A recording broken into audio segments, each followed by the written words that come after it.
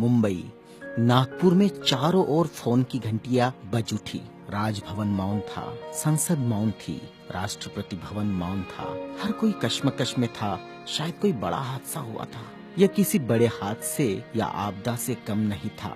कोई अचानक हमें छोड़कर चला गया था, जिसके जाने से करोड़ों लोग दुख भरे आंसुओं से विलाप कर रहे थे। देखते ही देखते मुंबई की सारी सड़कें भीड़ से भर गई। पैर रखने की भी जगह नहीं बची थी मुंबई की सड़कों पर, क्योंकि पार्थिव शरीर मुंबई लाया जाना था और अंतिम संस्कार भी मुंबई में ही होना था।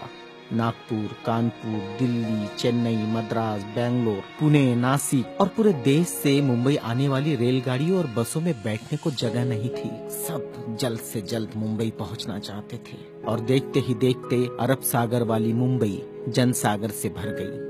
कौन था यह शख्स जिसके अंतिम दर्शन की लालसा में जन सैलाब रोते बिलखते मुंबई की ओर बढ़ रहा था?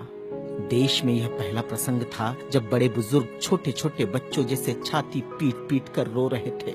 महिलाएं आक्रोश कर रही थी और कह रही थी, मेरे पिता चले गए, अब कौन है हमारा यहाँ। चंदन की चिता पर जब उसे रखा गया तो लाखों दिल रुदन से जल रहे थे। अरब सागर अपनी लहरों के साथ किनारों पर थपकता और लौट जाता, फिर थपकता, फिर लौट जाता। शायद अंतिम दर्शन के लिए वह भी जोर लगा रहा था। चिता जली और करोड़ों लोगों की आंखें बरसने लगी। किसके लिए बरस रही थी ये आंखें? कौन था इन सब का पिता? किसकी जलती चिता को देखकर जल रहे थे करोड़ों दिलों के अग्निकुंड? कौन था यह जो छोड़ गया था इनके दिलों में आंधियां? कौन था वह जिसके नाम मात्र लेने से गरज उठती थी बिजलियां? मन से मस्तिष्क तक दौड़ जाता था ऊर्जा का प्रवाह। कौन था वह शख्स जिसने छीन लिए थे खाली कासे इनके हाथों से और थमा दी थी कलम लिखने के लिए एक नया इतिहास? आंखों में बसा दिए थे नए सपने, ओठों पर सजा दिए थे नए तराने, धमनियों से प्रवाहित किया था स्वाभिमान अभिमान को, दास्यता की जंजीरें तोड़ने के लिए दिया प्रज्ञा का शस्त्र। चिता जल रही थी अरब सागर के किनारे और देश के हर गांव के किनारे में जल रहा था एक स्मशान। हर एक शख्स की आंखों में और दिल में भी जो नहीं पहुंच सका था अरब सागर के किनारे, एक टक देख रहा था वह उसकी प्रतिमा या गांव के उस झंडे को जिसमें नीला चक्र लहरा रहा था, या बैठा था भूख प्यास भूल कर अपने समूह के साथ उस जगह जिसे वो बुद्ध विहार कहता था। क्यों गांव शहर में सारे समूह भूखे प्यासे बैठे थे उसकी चिता की आग ठंडी होने का इंतजार करते हुए। कौन सी आग थी जो वह लगाकर चला गया था? क्या विद्रोह की आग थी या थी वह संघर्ष की आग? भूखे नंगे बदनों को कपड़ों से ढकने की थी आग? असमानता की धज्जियां उड़ाकर समानता प्रस्थापित करने की आग? चवदार तालाब पर जलाई हुई आग अब बुझने का नाम नहीं ले रही थी। धू धू जलती मनुस्मृति धुएं के साथ खत्म हुई थी। क्या यह वह आग थी जो जलाकर चला गया था वह? सारे ज्ञानपीठ, स्कूल, कॉलेज मरुभूमि जैसे लग रहे थे। युवा युवतियों की कलकलाहट आज मौन थी। जिन्होंने हाथ में कलम थमाई, शिक्षा का महत्व समझाया, जीने का मकसद दिया, राष्ट्र प्रेम की ओतप्रोत भावना जगाई, वह युगंधर, वह प्रज्ञा सूर्य काल के कपाल से ढल गया था।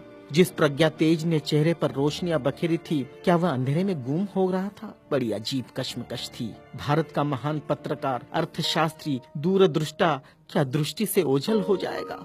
सारे मिलों पर ऐसा लग रहा था जैसे हड़ताल चल रही हो। सुबह शाम आवाज देकर जगाने वाली धुआं भरी चिमनियां भी आज चुपचाप थी। खेतों में हल नहीं चला पाया किसान। क्यों? सारे ऑफिस, सारे कोर्ट, सारी कचहरियां सूनी हो गई, जैसे सुना हो जाता है बेटी के विदा होने के बाद बाप का आंगन। सारे खेतीहर मजदूर, किसान असमंजस में थे। ये क्या हुआ? उनके सिर का छत्र छीन गया। वह जो चंदन की चिता पर जल रहा है, उसने ही तो जलाई थी जबरान जोत। मजदूर आंदोलन का वही तो था आधुनिक भारत में मसीहा। सारी मिलों पर होती थी जो हड़तालें आंदोलन अपने अधिकारों के लिए, उसकी प्रेरणा भी तो वही था जिसने मजदूरों को अपना स्वतंत्र पक्ष दिया और संविधान में लिख दी वह सभी बातें जिन्होंने किसानों, खेतीहारों, मजदूरों के जीवन में खुशियां बखेरी थी। इधर नागपुर की दीक्षा भूमि पर मातम पसरा था। लोगों की चीखें सुनाई दे रही थी, बाबा चले गए, हमारे बाबा चले गए। आधुनिक भारत का वह सपुत्र जिसने भारत में लोकतंत्र का बीजारोपण किया था, जिसने भारत के संविधान को रचकर भारत को लोकतांत्रिक गणराज्य बनाया था, हर नागरिक को समानता, स्वतंत्रता और न्याय का अधिकार दिया था, वोट देने का अधिकार देकर देश का मालिक बनाया था।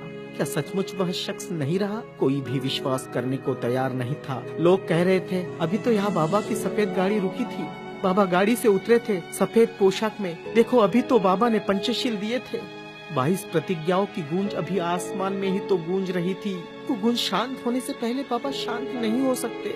भारत के इतिहास ने नई करवट ली थी। जनसैलाब मुंबई की सड़कों पर बह रहा था।